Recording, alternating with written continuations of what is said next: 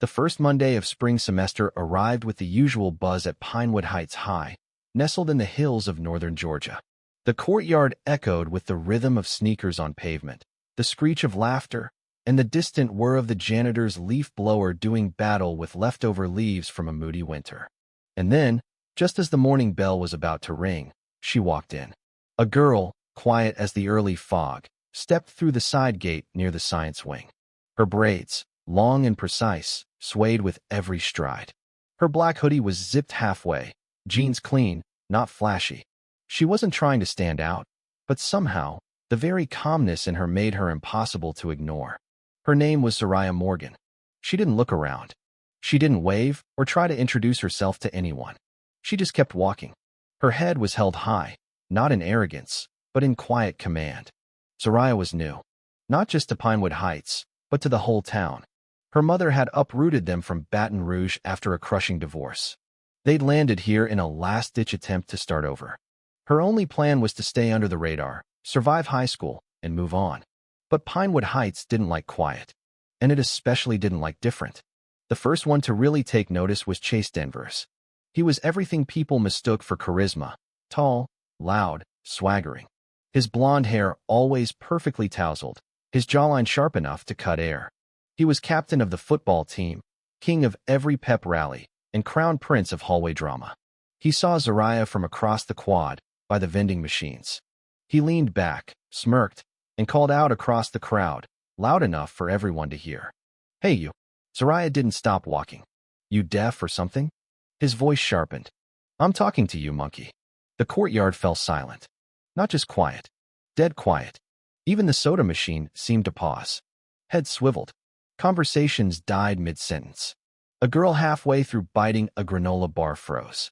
Two teachers near the steps looked up. One frowned but didn't move. Zariah stopped.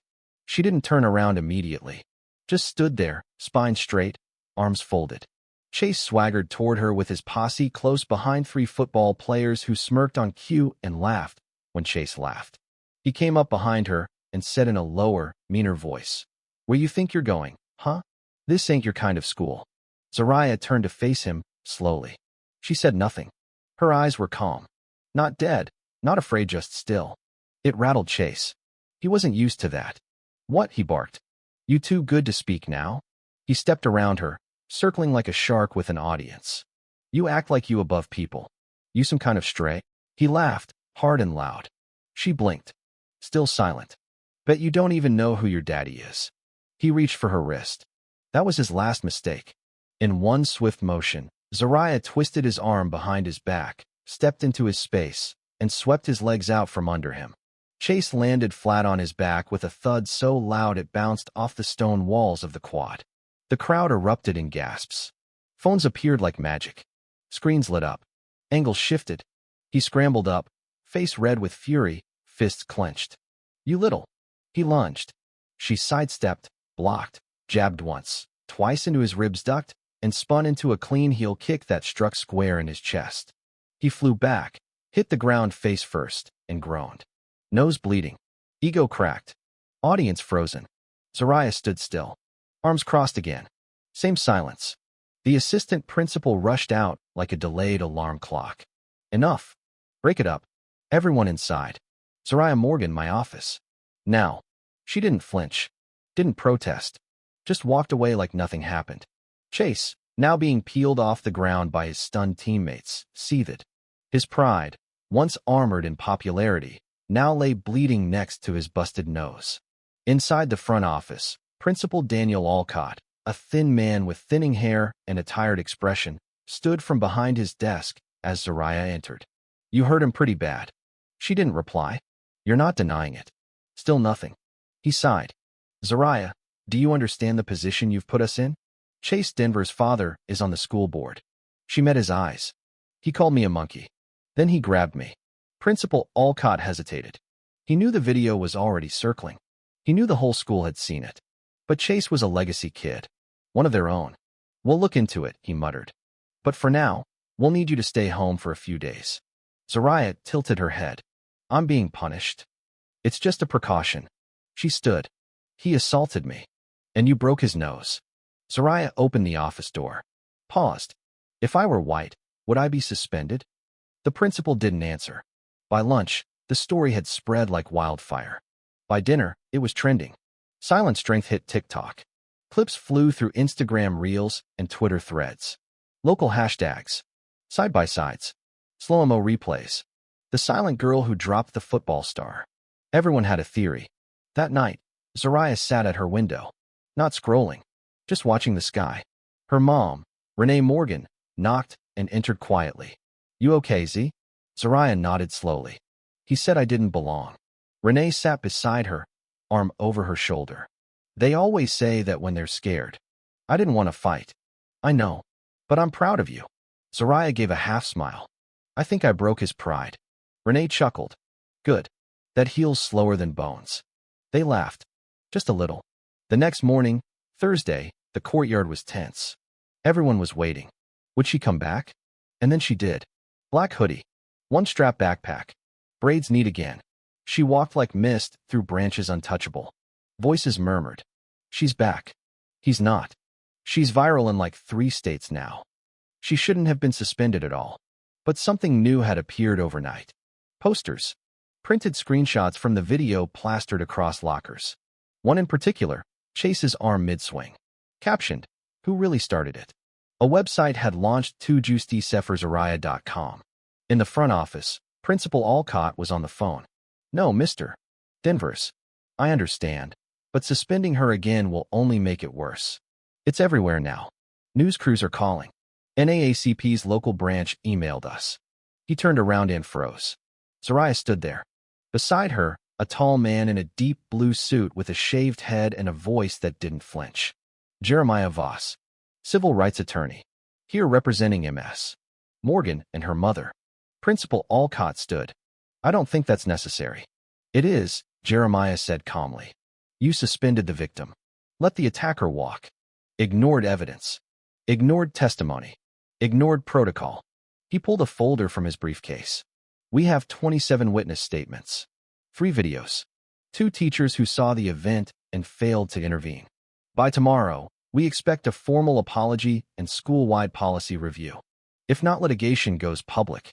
The air in the office tightened. Zariah said nothing. Same silence. Same steel. Jeremiah looked back at the principal. "This conversation's over. Your next one will be with the school board." Down the hallways, the war escalated. Lines were drawn. Some students showed up in black hoodie solidarity with Zariah. Bananas were taped to Chase's locker, labeled, "Still funny?" But others pushed back. Football players claimed she baited him. Some spread rumors she was planted by activists. The school was cracking. Then, someone pulled the fire alarm. The school flooded into the courtyard. That's when Zariah saw her. Blonde hair. Letterman jacket. Heavy perfume. Madison Drew head cheerleader, Chase's girlfriend, social media princess. She walked up, voice dripping in performance. "Feeling like a big deal, huh?" Zariah stared at her. "You embarrassed him," Madison said, eyes sharp. "That's not courage. That's desperation." Zariah didn't answer. "You flipped him like some show-off stunt. Trying to scare us? Nobody's scared of you." She poked Zariah's chest. Hard. "Go back to where you came from, freak." Smack. The slap echoed. But it wasn't Zariah. It was a girl from the volleyball team. A white girl. Tanned arms. Short curls. Savannah Marks. She stood between them. "She didn't ruin anything," Savannah snapped. "Your boyfriend did. And you? You just hide behind pom-poms and bleached hair." More students stepped forward. Black. White. Latino. Asian. Zariah wasn't alone anymore. Meanwhile, Chase returned. Face bruised. Nose taped. Confidence cracked. He walked in with his father Walter Denvers and a team of lawyers.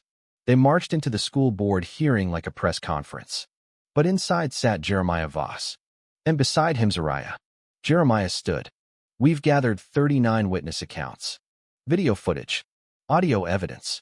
Your son used racial slurs. Attempted physical aggression. Everything Zariah did was self-defense." Walter Denvers scoffed. "This is absurd." Jeremiah didn't blink. "No, sir. What's absurd is pretending privilege outweighs truth." Silence.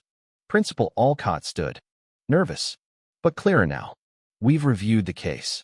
Chase Denvers is suspended indefinitely pending further investigation into racial harassment and attempted assault. Chase jumped up. This is bull. His father stood. You'll regret this. But it was done. The next week, new posters covered the school. Pinewood Heights stands united. Zero tolerance for hate. Underneath, a photo of Zariah. Not fighting, just standing. Arms folded, eyes forward. Back home, Zariah looked out the window again. Renee stepped in, holding something in her hand. Her daughter's old karate belt. You kept this, she said. Zariah smiled. Didn't think I'd need it. Renee nodded. Sometimes silence is enough. But sometimes strength needs to speak.